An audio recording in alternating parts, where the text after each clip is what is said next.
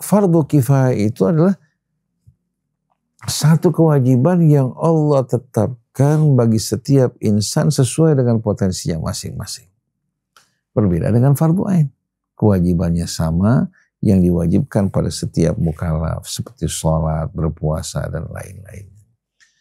Jadi jangan kita fahami fardu kifayah hanya sebatas memandikan jenazah, menyolatkan jenazah, mengantarkan jenazah ke kubur yang kalau dilakukan oleh sebahagian gugur dari sebahagian yang lain. Ini namanya satu definisi yang amat sempit. Kalau seandainya seorang laki-laki dalam kondisi lemah atau pendapatannya tidak memadai, istri pendapatannya lebih besar dari pendapatan yang halal dan baik mulia, di sini dibutuhkan kerjasama, saling menghargai. Kalau rumah tangga dibangun atas dasar keseimbangan di antara hak dan kewajiban, suami menjalankan kewajibannya sesuai dengan kemampuannya, istri juga demikian. Kewajiban suami menjadi hak istri, kewajiban istri menjadi hak suami. Kalau masing-masing menjalankan kewajiban dengan baik, bukan hanya menuntut haknya, insya Allah kehidupan mereka akan harmoni. Inna hadhihi ummatukum ummatan wahidatan wa ana rabbukum fa'budun. وَمَا أَرْسَلْنَاكَ إِلَّا رَحْمَةً لِلْعَالَمِينَ.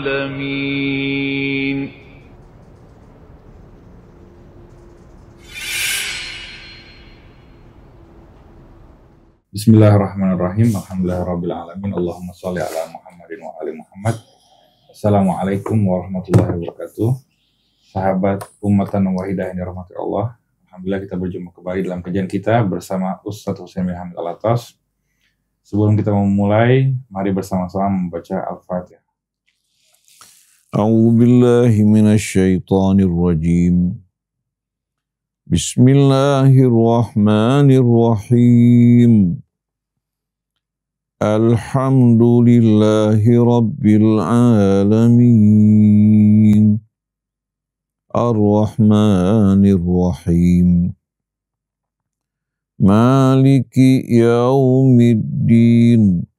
Iyyaka na'budu wa iyyaka nasta'in. Ihdinas siratal mustaqim. Siratal ladzina an'amta 'alaihim.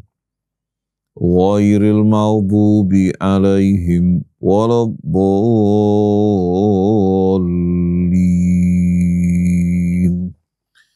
Amin.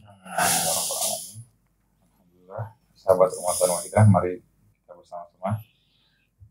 Insyaallah kita akan menanyakan pertanyaan-pertanyaan yang sudah kita kumpulkan. Pertanyaan pertama apa prinsip utama muslim kaya raya agar berkah bermanfaat bagi umat?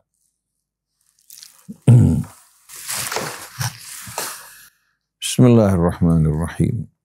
Alhamdulillahi rabbil alamin. Allahumma salli ala Muhammadin wa ali Muhammad. Allahumma atina min indika rahmah wa 'allimna min ladunka ilman nafi'a wanfa'na bima 'allamtana. Rabbana zidna ilman wa alhiqna bis salihin. Ikhwan akhwat yang dirahmati Allah. Banyak dari kaum muslimin tidak menyadari bahwasannya setiap orang itu bertanggung jawab di hadapan Allah sesuai dengan potensi profesi yang digeluti oleh seseorang. Kita semua sudah biasa dan mengenal kewajiban yang dinamakan fardu ain. Seperti kita mengerjakan sholat, berpuasa, berzakat, berhaji bagi mereka yang berkemampuan. Tapi banyak dari kaum muslimin tidak memahami yang dimaksudkan dengan fardu kifayah. Yang mereka fahami dari contoh-contoh mengenai fardu kifayah hanya sebatas sholat jenazah, mengantarkan jenazah yang kalau dilakukan oleh sebahagian orang gugur dari sebahagian yang lain. Padahal tidak demikian maksud dari fardu kifayah. Fardu kifayah adalah satu kewajiban yang Allah wajibkan kepada setiap orang sesuai dengan kafaah, dengan potensi dan kemampuan yang Allah berikan. Seorang yang berilmu dengan sendirinya berkewajiban untuk mengajarkan ilmunya kepada mereka-mereka yang membutuhkan. Yang diberikan kekayaan, maka dia berkewajiban untuk menginfakkan sebahagian dari kekayaannya setelah dia memberikan nafkah untuk keluarganya, untuk orang-orang yang ditanggung, maka dia berkewajiban untuk berkontribusi membantu sesama saudaranya. Begitu juga yang memangku jabatan, maka dia berkewajiban untuk mengurus orang-orang yang berada di bawah wewenangnya. Yang kuat berkewajiban untuk melindungi yang lemah. Dan ini dipetik dari firman Allah, wal mu'minun wal mu'minat ba'duhum awliya'u ba'din. Orang yang beriman, pria maupun wanita, sebahagian mereka Allah telah tetapkan untuk menjadi pelindung, pembela, penolong sebahagian yang lain. Betapa indahnya ungkapan ini. Ya'muruna bil ma'ruf, bersama-sama mereka memperjuangkan yang ma'ruf, nilai-nilai kebenaran, keadilan universal. Wa yanhauna 'anil munkar, bersama-sama mereka kompak sesuai dengan potensi masing-masing memerangi yang mungkar. Wa yuqimuna shalah, bersama-sama mereka mendirikan salat. Wa yu'tuna zakah, juga bersama-sama mereka mengumpulkan dan mengeluarkan zakat mereka untuk mereka-mereka yang membutuhkan dan untuk perjuangan di jalan Allah. Wa yuti'una Allah wa rasulah, mereka juga bersama-sama mentaati Allah dan Rasulnya. Ulaika sayarhamuhumullah, mereka lah orang yang akan dirahmati Allah. Innallaha azizun hakim, sungguh Allah maha perkasa lagi maha bijaksana. Ini merupakan satu ayat yang terdapat dalam surat Taubah, kalau tidak salah ayat 71. Artinya setiap orang yang beriman itu sesuai dengan potensinya, posisinya, profesinya, dia bertanggung jawab di hadapan Allah. Jadi seandainya seorang diberikan kekayaan, di samping dia memberikan dan mencukupi kebutuhan keluarganya, dia berkewajiban dengan harta yang Allah berikan untuk memperjuangkan agama Allah, membantu menyelesaikan berbagai macam persoalan dan kebutuhan sesama saudaranya. Oleh karena itu ketika kaum muslimin pada masa Nabi bertanya, wa yas'alunaka madza yunfiqun, mereka bertanya padamu apa yang mereka harus infakkan, dijawab oleh Allah, qulil afwa. Katakan, ya, yang mereka wajib infakkan adalah dari kelebihan-kelebihan harta yang Allah berikan pada mereka. Allah tidak sebutkan 2,5%, tidak sebutkan 5%, tidak sebutkan 10%, tapi diterangkan oleh Nabi dalam satu hadis, innallaha faradha fi amwalil aghniya ma yasuddu hajata fuqaraihim. Allah wajibkan pada harta si kaya, kadar yang Allah wajibkan, kadar yang dapat mencukupi kebutuhan orang-orang fakir miskin mereka.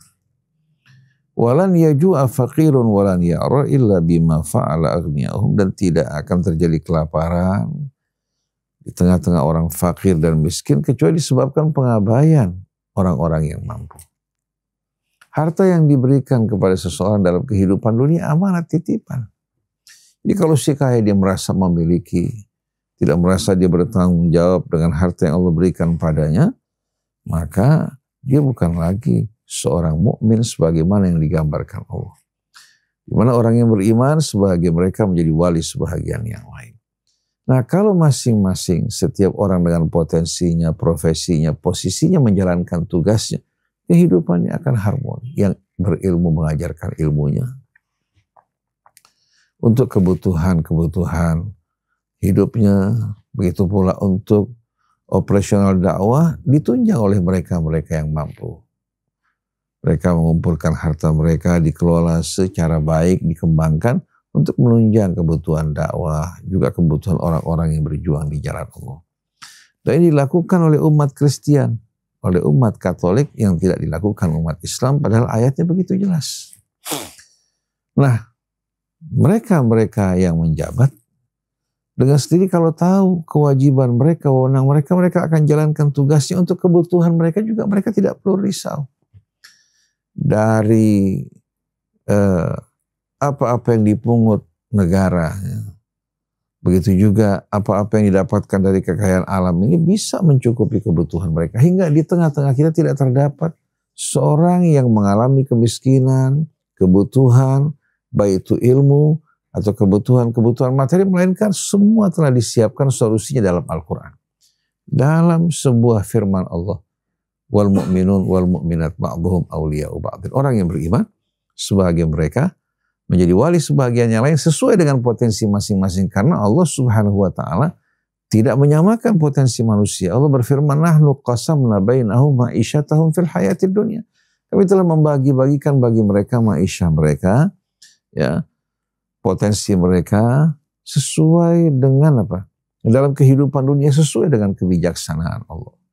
Tapi bila si kaya tidak menjalankan kewajibannya, yang berilmu tidak menjalankan kewajibannya, masing-masing berlomba-lomba untuk mengejar materi dan mengumpulkan dunia, terjadilah kerusakan dalam kehidupan kita. Jadi fardu kifayah itu adalah satu kewajiban yang Allah tetapkan bagi setiap insan sesuai dengan potensinya masing-masing. Berbeda dengan fardu ain. Kewajibannya sama, yang diwajibkan pada setiap mukallaf seperti sholat, berpuasa, dan lain-lain. Jadi jangan kita fahami fardu kifayah hanya sebatas memandikan jenazah, menyolatkan jenazah, mengantarkan jenazah ke kubur, yang kalau dilakukan oleh sebahagian, gugur dari sebahagian yang lain. Ini namanya satu definisi yang amat sempit. Tapi definisi yang benar, setiap orang ya, bertanggung jawab, berkewajiban untuk menunaikan tugasnya sesuai dengan potensi dan profesi masing-masing dan posisinya yang Allah berikan kepadanya. Kullukum ra'id wa kullukum mas'ulun an ra'iyati. Wallahu a'lam. Pertanyaan kedua, Pak. Bagaimana menjaga keharmonisan dalam rumah tangga ketika wanita menjadi pencari nafkah utama? Artinya wanita penghasilannya lebih besar dari yang laki-laki. Nah, apakah ini bukankah Rasulullah ketika bekerja sama Sayyidah Khadijah, Rasulullah hasilkan lebih besar, lebih kecil daripada apa yang dihasilkan sama Sayyidah Khadijah? Kita bisa ambil pelajaran dari sini. Pertama-tama sebelum kita menjawab pertanyaan ini, perlu betul-betul kita perhatikan dan memahami dengan jelas bahwasannya seorang wanita yang mencari nafkah, berniaga karena kelebihan yang Allah berikan kepadanya, betul-betul harus memahami ya, kegiatan ekonomi yang digeluti harus betul-betul adalah aktivitas ekonomi yang tidak sama sekali mencederai kehormatan, yang menjaga kesuciannya.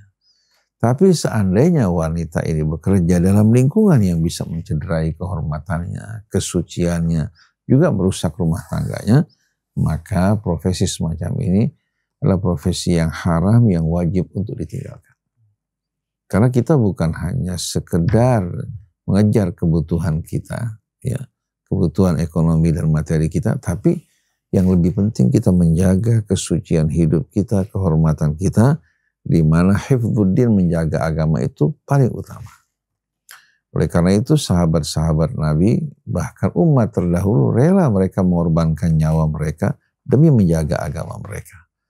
Nah, kalau kita membiarkan wanita kita bekerja dalam pekerjaan yang bergesekan dengan kaum pria, mencederai kehormatannya, dan bisa menjerumuskan dirinya dalam praktek-praktek perselingkuhan, maka dengan sendirinya pekerjaan ini wajib untuk dijauhi, ditinggalkan, dan laki-laki wajib betul-betul untuk menjaga kesucian istrinya, dan dia keluar mencari nafkah insya Allah dengan rahmat Allah subhanahu wa ta'ala, Allah berikan baginya rezeki yang mencukupi kebutuhan hidup. Ini merupakan janji Allah. Asal kita bertawakal pada Allah, kemudian kita berusaha, Allah akan buka pintu rezekinya bagi kita semua. Nah, kedua, berkaitan dengan pasangan rumah tangga, di mana istri lebih dominan dalam ekonomi, di mana dia diberikan oleh Allah subhanahu wa ta'ala kelebihan, keutamaan, dan kecerdasan untuk bisa mencari nafkah yang halal. Seperti kita jumpai Sayyidah Khadijah Ummul Mukminin radhiyallahu anha, di mana Allah berikan kelebihan, kemampuan kepadanya untuk berniaga, mengembangkan hartanya. Ketika Nabi menikahi Sayyidah Khadijah, Nabi bukan dari orang yang berada. Orang yang bekerja, berusaha, tapi bukan orang yang berkelebihan. Tapi Sayyidah Khadijah radhiyallahu anha memilih Nabi bukan karena melihat sisi ekonomi, tapi melihat kepribadian, akhlak, dan kemuliaan diri yang tidak dapat dibeli dengan uang. Bagaimana Sayyidah menghormati dan memuliakan suaminya, melayaninya, mengorbankan seluruh hartanya untuk berjuang di jalan Allah. Dan bagaimana Nabi menghargai dan memuliakan Sayyidah Khadijah dengan kemuliaan yang tidak pernah diberikan kepada istri-istrinya yang lain. Dia merupakan salah satu tonggak dan pilar perjuangan di jalan Nabi kita, dan juga penghibur Nabi kita Muhammad SAW. Artinya kesenjangan ini tidak membuat rumah tangga mereka tidak menjadi harmoni. Karena apa? Karena Sayyidah Khadijah tidak melihat materi itu segala-galanya atau tujuannya, tapi melihat nilai-nilai kemanusiaan yang mulia itu yang menjadi tujuannya. Oleh karena itu, kenapa Sayyidah Khadijah dikenal sebagai wanita yang bijaksana? Kenapa? Pada saat dia memilih calon suaminya, pada sekian banyak pemuda Quraisy melamarnya ditolak, yang memiliki kekayaan yang melimpah ruah memilih Rasulullah SAW, ini merupakan wanita yang amat bijak. Jadi kalau seandainya keadaan terulang kembali, ada seorang pria berilmu, berakhlak baik, berjiwa mulia, dia berdakwah di jalan Allah subhanahu wa ta'ala. Lalu ada seorang wanita yang diberikan kelebihan, kekayaan, dan kecukupan melamar dirinya, atau meminta laki-laki tersebut untuk menikahinya. Dan dia berkata, saya akan menunjang, mendukung perjuangan dakwah kamu di jalan Allah. Kita berbagi pahala bersama-sama. Kamu dengan ilmu kamu, saya dengan harta saya. Kalau seandainya keadaan ini berulang, ini merupakan satu kemuliaan. Sebagai contoh, pendiri Ikhwan Muslimin Al-Imam Hasan Al-Banna radhiyallahu anhu, yang dikenal sebagai seorang yang tawadhu, yang berakhlak mulia, bersikap santun. Tadi dia seorang guru yang memiliki penghasilan dari apa? Dari profesinya sebagai seorang guru yang mencukupi keluarganya. Tapi karena kesibukan dia berdakwah di jalan Allah, dia mendirikan Ikhwan Muslimin, di mana waktunya tersita untuk perjuangan di jalan Allah. Akhirnya sang ipar, saudara istrinya, berkata begini, bagaimana seandainya kami fokus berdakwah di jalan Allah? Lalu Hasan Al-Banna mengatakan, bagaimana untuk kebutuhan saya? Dia bilang, akfika, saya alhamdulillah diberikan kekayaan, saya ingin berkontribusi dalam perjuangan. Kita berbagi pahala bersama-sama. Saya mendukung kamu dalam bidang ekonomi, kamu menjalankan kewajiban dakwah kamu. Mudah-mudahan di hari akhirat nanti kita mendapatkan ganjaran sesuai dengan apa? Dengan kerjasama di antara kita. Hasan Al-Banna menerima hal tersebut. Dia mulai menghabiskan waktunya untuk perjuangan di jalan Allah. Iparnya yang diberikan kekayaan memberikan dukungan kepadanya. Hingga satu hari ketika Al-Imam Hasan Al-Banna sedang berkumpul bersama para pengikutnya, salah seorang dari mereka bertanya, di hati kami ada riba, ada keraguan. Dulu kamu seorang guru, kamu hidup dari pendapatan dan hasil kamu mengajar. Tapi semenjak kamu berhenti bekerja, kemudian kamu berdakwah, bagaimana kamu menghidupkan keluarga kamu? Karena di Mesir itu gak seperti kita. berdakwah setiap datang ke suatu tempat menerima amplop. Tidak, dia seorang pemimpin. Hasan al-Banna tersenyum mendengarkan pertanyaan tersebut. Dia mengatakan, dulu Rasulullah SAW didukung dalam perjuangannya oleh sang istri. Istri beliau yang bernama Khadijah. Lalu dia mengatakan, sedangkan saya didukung oleh saudara Khadijah. Maksudnya saudara istrinya. Yang mengadakan kesepakatan, dia berkontribusi dalam bidang ekonomi, saya berjuang di jalan Allah, dan masing-masing akan mendapatkan imbalan dan pahala berdakwah di jalan Allah Subhanahu wa ta'ala. Ini yang seharusnya dilakukan orang-orang kaya. Bukan uangnya digunakan beriforia, bermegah-megahan, bermewah-mewahan dalam perkawinan, dalam acara gila-gilaan. Cuma kalau mereka berkontribusi dalam memberikan dukungan perjuangan di jalan Allah, membantu saudara kita di Gaza, ya, membantu saudara kita yang menderita merana, mendukung juga orang-orang yang berdakwah di jalan Allah, dia akan mendapatkan kemuliaan dunia, kemuliaan akhirat. Tapi kesulitannya yang membuat rumah tangga guncang, sering terjadi perselisihan, pertentangan, di saat seorang istri punya pendapatan lebih besar dari suaminya, atau suaminya katakan di PHK dari pekerjaannya, yang membuat rusaknya keseimbangan di saat si istri itu melihat dunia, melihat harta segala-galanya. Dia memandang materi lebih besar, lebih tinggi nilainya dibandingkan suami yang berakhlak baik. Dia nggak menghargai sikap suami yang baik. Dulu waktu dia mampu bekerja memberikan nafkah pada istrinya, sekarang dia mengalami pukulan di PHK dari pekerjaannya. Seharusnya istri melihat apa yang dilakukan suami sebelumnya. Kecuali kalau suaminya ya sewaktu kuat, jaya, sering melakukan kekerasan dalam rumah tangga, tidak memberikan perhatian pada istrinya.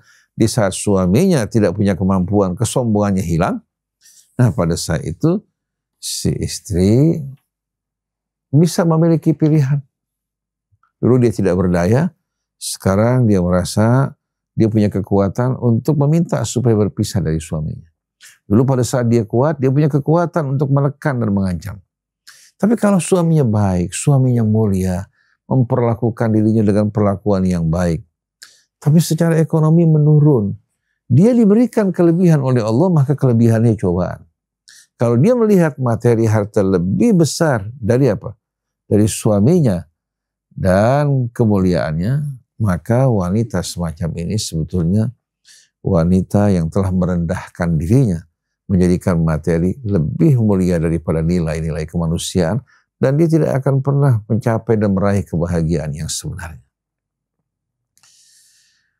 Jadi kalau seandainya seorang laki-laki dalam kondisi lemah atau pendapatannya tidak memadai, istri pendapatannya lebih besar dari pendapatan yang halal dan baik mulia, di sini dibutuhkan kerjasama, saling menghargai. Kalau rumah tangga dibangun atas dasar keseimbangan di antara hak dan kewajiban, suami menjalankan kewajibannya sesuai dengan kemampuannya, istri juga demikian. Kewajiban suami menjadi hak istri, kewajiban istri menjadi hak suami. Kalau masing-masing menjalankan kewajiban dengan baik, bukan hanya menuntut haknya, insya Allah kehidupan mereka akan harmoni. Kita jumpai pasangan suami istri. Istrinya punya kemampuan untuk memasak, mengolah makanan, hingga banyak penggemarnya. Di mana makanan itu menarik pelanggan yang cukup banyak. Sedangkan suaminya yang tadinya bekerja diminta oleh istrinya untuk berhenti bekerja. Dia bilang, daripada kamu bekerja ya, terpisah dari saya karena masing-masing sibuk, kita kerja sama. Jadi urusan belanja suami yang tangani. Urusan belanja semua suami yang tangani. Begitu juga melayani ya.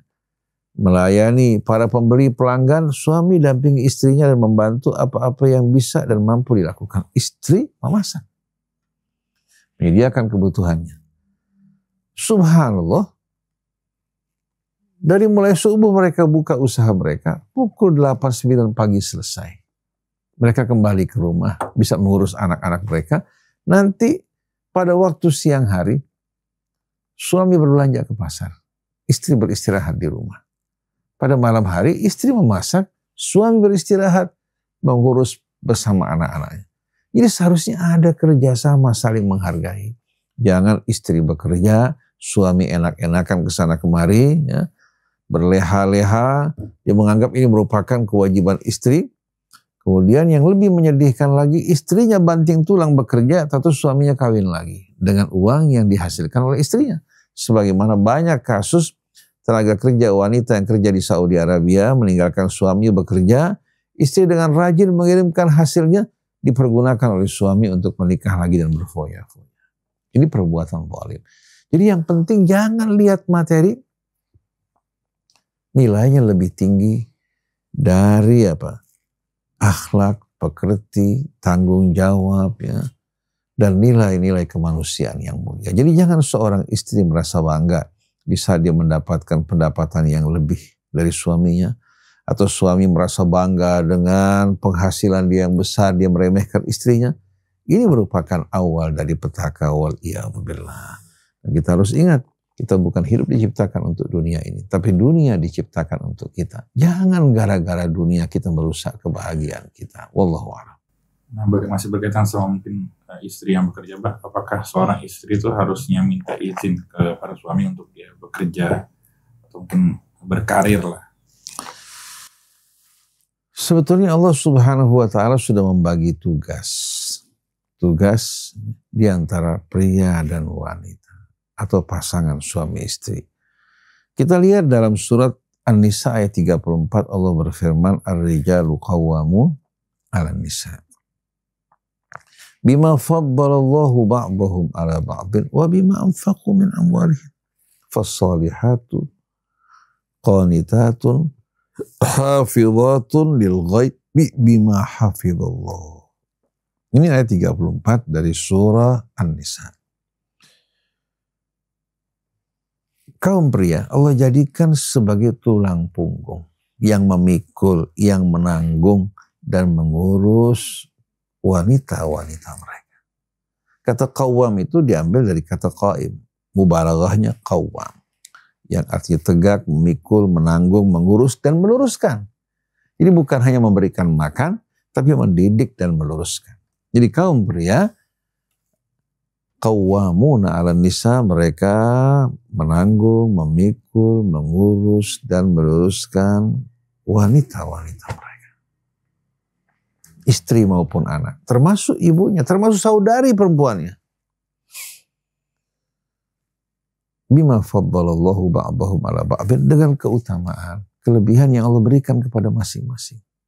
Sesuai dengan peran sebagai suami, sebagai bapak, Allah berikan potensi kemampuan yang Allah berikan padanya. Sesuai dengan perannya. Wanita, sesuai dengan perannya sebagai istri, sebagai ibu, Allah berikan juga potensi kemampuan, ya, yang sesuai dengan perannya dalam kehidupan ini. Kemudian wabima anfaqu min amwalihim, dengan tugas yang Allah berikan kepada laki-laki untuk memberikan nafkah kepada keluarga mereka dari harta mereka. Lalu Allah jelaskan peran wanita fas-salihat, maka wanita yang salih itu qanitat, yang taat pada Allah. Juga dia menghormati dan mentaati suaminya dengan sendirinya pada apa-apa yang dibolehkan dan diizinkan Allah. Adapun yang haram, wanita tidak boleh mentaati, baik itu suaminya maupun orang tuanya. Apabila diperintahkan melakukan perbuatan yang tidak benar, haram baginya untuk mentaati suami atau mentaati orang tuanya bahkan. Jadi kita diperintahkan berbuat baik kepada kedua orang tua, bukan mentaatinya secara buta. Apa-apa yang dibolehkan oleh Allah dari permintaan mereka, kita laksanakan dengan bersungguh-sungguh. Tapi apa-apa yang tidak dibenarkan dalam agama, katakan inni akhafullaha rabbal alamin. Fasalihat qanitat, ini yang penting, taat pada Allah. Taat juga pada suaminya, pada apa-apa yang dibenarkan dalam agama. Kemudian hafizatun lil ghaib, menjaga kehormatan dirinya. Pada saat suami tidak ada, juga menjaga rumahnya, harta benda suaminya. Bima hafizallah, ini semua dengan penjagaan, pemeliharaan dari Allah. Kalau mereka mentaati perintah Allah, Allah akan jaga diri mereka, kebahagiaan mereka, kesucian dan kehormatan rumah tangga mereka. Cuma sebahagian wanita menganggap bahwa pekerjaan dia sebagai ibu rumah tangga, mengurus anak itu pekerjaan yang sepele. Ini salah besar. Atau sebagian laki-laki dengan sombong angkuh mengatakan kamu tuh perempuan cuma tahu ngurus anak, masakan buat suami kamu. Kalau kamu tidak mentaati suami kamu tidak akan mencium bau surga. Ini sering diulang-ulang oleh sebahagian kaum pria yang tahu hanya menuntut haknya, tidak menjalankan kewajibannya. Padahal Allah jadikan wanita sebagai mitra bagi suami. Suami juga mitra bagi wanita. Bersama-sama mereka berjalan di jalan Allah Subhanahu wa ta'ala. Laki-laki wajib menggauli istrinya dengan mulia. Istrinya pun wajib memperlakukan suaminya dengan mulia. Baru mereka akan menikmati rasa manisnya rumah tangga dan merasakan suasana yang harmoni. Karena saling menghormati dan saling memuliakan. Jadi wanita ketika diamanatkan oleh Allah, baik dengan kehamilan, ya, dia hamil ya dari suaminya untuk melahirkan anaknya agar manusia berkembang biak. Kemudian di bawah pendidikan yang saleh dan tanggung jawab dari suami dan ibu, anak tersebut akan tumbuh menjadi manusia mulia yang bertanggung jawab, yang tahu akan kewajibannya. Ini membutuhkan waktu yang panjang dalam pendidikan. Tapi kalau ayah, ibu, atau suami istri meninggalkan rumah, mereka hanya peduli terhadap kecukupan dalam bidang ekonomi dan materi, mengabaikan pendidikan anaknya karena masing-masing sibuk, diserahkan kepada pembantu. Anak ini bukan lagi anak mereka, tapi anak pembantu. Dengan moral pembantu yang mungkin pengetahuan agamanya, wawasannya amat rendah. Padahal ini merupakan generasi yang akan datang, yang akan menjadi calon-calon pemimpin yang akan mengemban amanat yang besar. Jadi wanita sebetulnya ketika dia merawat anaknya, sebetulnya sedang mendidik generasi yang akan datang, calon-calon khalifah yang akan menerima amanat. Lalu kita bisa melihat bagaimana besarnya peran kaum ibu. Ketika Rasulullah ditanya, siapakah yang paling utama untuk mendapatkan perlakuan kebaktian saya yang paling besar? Dijawab, ummuka. Lalu siapa lagi ya Rasulullah? Ummuka. Siapa lagi ya Rasulullah? Ummuka sebanyak 3 kali. Baru yang terakhir ketika ditanya Rasulullah, thumma abu, baru orang tua kamu, ayah kamu. Baru ayah kan? Ini kita lihat bagaimana besarnya kewajiban ibu di sini. Ya. Demikian pula haknya. Di mana hak dia lebih besar terhadap anaknya daripada hak suaminya. Dan laki-laki harus memahami hal ini. Harus menghormati peran istri. Lalu pertanyaannya, boleh tidak dia berniaga atau berusaha mencari nafkah? Boleh, dengan syarat tidak merusak kehormatannya, kesuciannya, tidak menghalangi dirinya untuk menjalankan kewajibannya pada anak-anaknya. Jadi kalau saya dia berusaha di rumah, katakan mengepalai konveksi atau sebagai seorang dokter, kita butuh dokter anak wanita, butuh dokter kandungan wanita, seharusnya dokter kandungan itu wanita. Agar betul-betul menjaga kesucian wanita-wanita yang berada di bawah pemeriksaannya. Jadi seharusnya kita memiliki dokter kulit wanita, dokter juga anak wanita, dokter kandungan wanita. Gimana dokter kulit wanita ini berhubungan dengan pasien-pasien wanita, dokter kulit laki-laki berhubungan dengan pasien laki-laki, agar betul-betul masing-masing terjaga kehormatannya. Atau dia katakan berbisnis online ya, di rumahnya, menawarkan barang-barang yang katakan diproduksi atau barang-barang orang lain, dan semuanya betul-betul harus sesuai dengan aturan Islam yang tidak sama sekali merusak kehormatannya, kesuciannya, dan tidak mengabaikan kewajiban dia sebagai seorang ibu, sebagai seorang istri. Ini yang harusnya kita lakukan. Suami juga demikian. Dalam bekerja jangan sampai menghabiskan waktunya mengabaikan kewajiban dia terhadap istrinya, maka dia injak-injak hak istrinya. Begitu juga kewajiban dia pada anaknya. Jadi harus ada keseimbangan di antara keduanya. Wallahu a'lam. Jadi seorang wanita sebenarnya boleh aja berkarir, kalau misalnya mungkin kan dia juga punya cita-cita, jadi tidak hanya sebatas untuk mencapai pendapatan materi. Mungkin dia ingin menjadi seorang dokter, menjadi psikolog, atau mungkin dia punya ada hal-hal yang ingin dicapai itu selama dia tidak mengabaikan kewajiban utamanya. Berarti perempuan sebenarnya boleh aja mengabaikan. Boleh. Kalau misalnya orang mengatakan wanita tidak harus berpendidikan, tidak boleh jadi dokter. Banyak sebagian orang-orang yang merasa dirinya beragama, dia melarang anak perempuannya untuk katakan masuk ke dokteran. Lalu kita bertanya, kalau seandainya kamu larang wanita untuk masuk dalam bidang ini, jadi saat istri kamu mau melahirkan, memeriksakan kandungannya kepada siapa? Kepada siapa kira-kira? Atau akan menjalankan operasi? Dengan sendirinya dia butuh dokter wanita. Jadi jangan dia melarang. Kalau dia tidak suka untuk anaknya dialihkan kepada profesi yang lain, itu hak dia. Tapi jangan kita halangi wanita-wanita kita untuk mengecap pendidikan yang baik dan mulia. Seandainya dia meraih gelar PhD pun kita tidak keberatan. Jadi jangan sampai laki-laki merasa seolah-olah kalau istrinya berpendidikan tinggi dia kurang, dia merasa direndahkan. Katakan dirinya cuma seorang LC atau istrinya seorang PhD. Ini bukan satu hal yang merendahkan, karena yang dibutuhkan dari suami bukan gelar, bukan kebijaksanaan. Walaupun dia katakan hanya seorang yang tamat dari SMA, istrinya bergelar PhD. Seandainya suaminya seorang yang bijak, seorang yang betul-betul menjadi leader yang baik, dia tidak akan lebih rendah dari istrinya. Dan dia bisa menerima keutamaan kebaikan yang yang datang dari istrinya, berbagai macam pengetahuan, wawasan, dia bisa menerima dengan baik. Jadi wanita, kalau ingin bekerja, katakan berkarir dalam bidang-bidang yang dihalalkan oleh Allah, yang tidak mengabaikan kewajiban dia pada suaminya, yang tidak merusak, mencederai kehormatannya, itu gak dilarang dalam agama. Bahkan pada masa Nabi, wanita ikut berperang kok. Menjalankan kewajiban yang mereka mampu. Bahkan pada saat peperangan, dalam peperangan Ahzab, wanita menyediakan makanan. Wanita juga ikut membantu untuk mengasah lebing. Sesuai dengan kemampuan mereka masing-masing. Jadi Allah tidak jadikan wanita sebagai lawan dari kaum pria, tapi Allah jadikan mereka sebagai pasangan yang saling melengkapi. Jadi apa saja yang dilakukan wanita untuk melengkapi? Katakan tantangan rumah tangga mereka selagi tidak mencederai kehormatan mereka, tidak merusak kesucian mereka, tidak mengabaikan kewajiban mereka, itu boleh saja dalam agama. Begitu juga laki-laki. Mau bekerja, ya, berkarir silakan. Tapi ingat, jangan mengabaikan kewajiban dia pada istrinya maupun anaknya. Jangan mentang-mentang istrinya mempunyai hasil atau penghasilan yang baik, dia enggan untuk memberikan nafkah pada istrinya. Nafkah tetap menjadi tanggung jawab seorang laki-laki.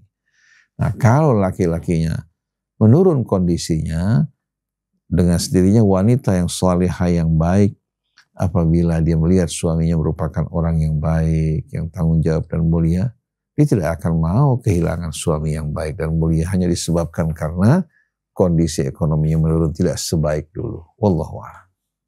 Bagaimana cara memastikan bahwa tanggung jawab sosial dalam bis itu tidak hanya sekedar menjadi pemanis, apalagi sampai terkesan menjual agama?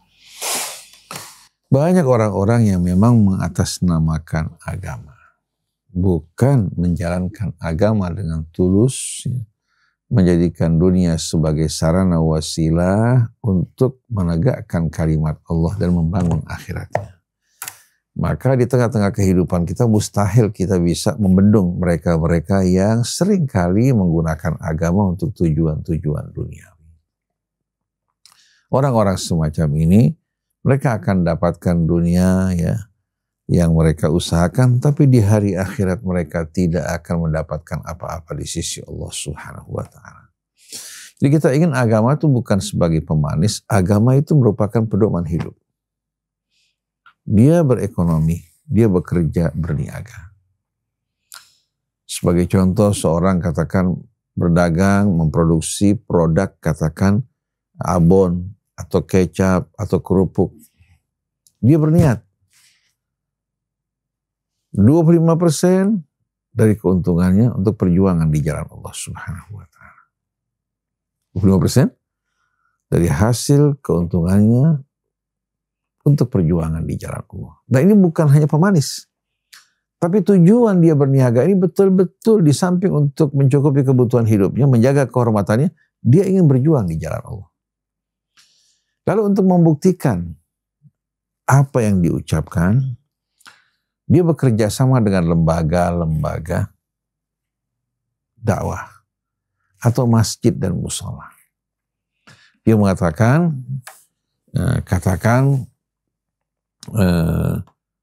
produk saya ini, ya, katakan harganya 100.000 rupiah. 25% merupakan dana perjuangan di jalan Allah. Jadi kalian yang ikut memasarkan, di samping keuntungan yang kalian dapatkan, dia jual, jadi pihak-pihak masjid, mushola atau lembaga dakwah ini memasarkan barang ini dengan di atas 100.000. Itu 100.000 merupakan harga untuk pedagang. 25% kalian ambil langsung untuk perjuangan di jalan Allah, membiayai kebutuhan masjid, membiayai lembaga dakwah. Jadi dia hanya menerima berapa? Dia hanya menerima dari 100.000 itu, ya, katakan 100.000, kemudian katakan keuntungan 50.000, yang 25% dari keuntungan langsung diterima bukan oleh apa? Oleh produsen, tapi langsung untuk mereka yang memasarkan, dan yang memasarkan lembaga-lembaga dakwah. Jadi masjid punya pendapatan. Masjid punya pendapatan. Lembaga-lembaga dakwah juga punya pendapatan. Musola. Jadi mereka tidak harus berkeliling ke sana kemari untuk mendapatkan kebutuhan dalam operasional masjid maupun apa? Musola. Dan umat Islam yang datang ke masjid bisa melihat produk-produk yang dipasarkan di sana. Katakan kecap, kerupuk, abon, dendeng, beras. Ya. Jadi produsen mengatakan bahwa keuntungan yang 25% saya tidak akan ambil. Tapi untuk perjuangan di jalan Allah. Di samping keuntungan bagi mereka yang memasarkan. Katakan harga pasar 125.000, dia hanya jual 100.000, 25%-nya untuk perjuangan di jalan Allah. Ini bukan hanya pemanis, tapi ini akan memberikan kontribusi dalam perjuangan dan membuka lapangan pekerjaan. Nah itu yang seharusnya kita inginkan. Tapi di saat seorang hanya menggunakan kata-kata manis, ya, sebahagiannya kita gunakan untuk perjuangan di jalan, tapi tidak dikeluarkan. Atau ini hanya sekedar pemanis saja sebagai bahagian dari trik pemasaran, maka dia orang-orang yang menjual agama Allah dengan harga yang murah. Jadi kita ingin bagi mereka-mereka yang bergerak dalam bidang bisnis ini, coba bekerja sama tanpa harus melalui apa? Media-media televisi. Katakan tanpa harus menggunakan iklan. Dia bisa melibatkan masjid-masjid, musola, lembaga-lembaga dakwah untuk memasarkan barangnya. Dengan komitmen 25% dari setiap keuntungan diambil langsung oleh lembaga dakwah tersebut atau oleh masjid. Jadi bukan hanya janji manis, tapi betul-betul merupakan apa? Merupakan kontribusi dalam perjuangan dalam arti yang sebenarnya. Nah kalau produk-produk umat Islam dipasarkan melalui masjid, musola, walaupun tanpa menggunakan media sosial yang ada pada saat ini, kita yakin umat Islam betul-betul merasakan serta membuktikan semua itu. Mereka akan berbondong-bondong untuk membeli. Jadi masjid di sebelahnya ada toko yang memasarkan produk-produk kaum muslimin. Tanpa kita menggunakan distributor ya yang tidak jelas, yang bisa saja memendam barang kita hingga rusak kemudian dipasarkan. Dan uangnya pun kita nggak tahu kemana perginya. Kita gunakan lembaga-lembaga dakwah kita. Tapi umat Islam harus bersatu. Jangan sinisme, fanatisme lebih dikedepankan, tapi kecintaan dan semangat beragama yang harus dikembangkan di antara kita. Wallahu a'lam. Yang berikutnya, bagaimana kan sekarang orang kan banyak menggunakan pinjaman bank untuk usaha dalam konteks ini. Bagaimana pandangan Bapak kalau misalnya orang meminjam ke bank atau pinjaman riba dalam kondisi darurat, ada tujuannya katanya untuk menyelamatkan bisnis? Kita semua tahu bahwasannya kata darurat ini sebetulnya sering ditempatkan bukan pada tempatnya. Dalam istilah syariah ada namanya raf'ul haraj. Ada lagi raf'ul darurah. Kalau raf'ul haraj itu seorang yang musafir diizinkan untuk berbuka puasa. Diizinkan untuk berbuka puasa, begitu pula sakit. Itu bukan berhadapan dengan suasana darurat. Karena dia bisa puasa dan mungkin tidak akan membahayakan dirinya. Kalau darurat itu seperti orang yang kalau tidak terdapat makanan yang halal di hadapannya kecuali hanya babi, maka dia dibolehkan memakan babi di saat dirinya apa? Di saat dirinya berada dalam suasana yang terancam. Kalau dia tidak mencicipi dan makan babi tersebut, dia akan apa? Akan binasa. Itu darurat. Tapi kalau al-haraj, Kemudian menghindari haraj itu diantaranya orang dimudahkan ya untuk bisa berbuka puasa atau katakan pada saat dia sakit atau musafir. Dan termasuk dengan rahmat Allah, Allah izinkan kita untuk mengqashar sholat kita, ya, menjamak sholat kita karena berhadapan dengan suasana yang sempit. Itu merupakan rahmat Allah, ma ja'ala alaikum fid dini min haraj. Pada musim haji orang boleh melontar lebih dulu, boleh juga bertawaf lebih dulu, boleh juga melontar di pagi hari ya, atau melontar di malam hari. Itu namanya hal-hal yang dibolehkan untuk menghilangkan kesempitan dalam agama. Nah, sejauh mana darurat yang dihadapi? Sejauh mana? Apakah masuk dalam kata darurat? Apa dia nggak bisa sama sekali ya mengajak saudara-saudaranya sesama muslim untuk bekerja sama dalam menyelesaikan problema solusi yang dihadapi? Karena terkadang begini, dia pinjam uang dari bank itu karena melihat bunga yang akan dibayarkan itu masih lebih murah dibandingkan kalau dia bekerja sama. Kalau dia bekerja sama katakan berbagi keuntungan cukup besar di mata dia. Lebih baik pinjam dari bank. Itu bukan darurat namanya. Tapi kalau perusahaan katakan pada bulan ini ya, pendapatan tidak memadai untuk memberikan gaji karyawan. Katakan dia punya karyawan sebanyak 1.000 orang. Sudah jatuh tempo, barang-barangnya belum terbayar. Hasil produksinya belum terbayar. Sedangkan dia wajib untuk memberikan gaji bagi para karyawan. Mereka butuh hidup. Istri mereka, anak mereka. Kalau mereka tidak mendapatkan hal tersebut, ini amat berat buat mereka. Maka pada saat tersebut, perusahaan kalau tidak ada solusi yang lain, dia boleh pinjam dari bank sesuai dengan kebutuhan dia untuk membiayai gaji karyawan. Untuk membiayai gaji karyawan karena mereka betul-betul membutuhkan untuk kebutuhan keluarga mereka. Tapi jangan berlebih-lebihan. Jangan berlebih-lebihan. Jadi pada saat darurat Allah bolehkan apa-apa yang dilarang, tapi yang dibolehkan karena darurat disesuaikan dengan kebutuhannya. Ad-darurat tubihul mahdurat wa ma ubiha lid-darurati yuqaddaru biqadariha. Tapi kalau orang yang mengembangkan bisnisnya pinjam uang dari bank. Kata darurat bisnis itu katakanlah bahwanya dia butuh dana sekian-sekian untuk menyelesaikan katakan kewajiban dia pada kliennya yang bisa ditunda. Itu dalam hal ini tidak dibolehkan sama sekali. Oleh karena itu kenapa Allah katakan wal mu'minun wal mu'minat ba'duhum awliya'u ba'din, supaya ada kebersamaan di antara orang yang beriman, saling menopang, saling mendukung, seperti sabda Nabi, al mu'min lil mu'min kal bunyan yashuddu ba'duhu ba'dha.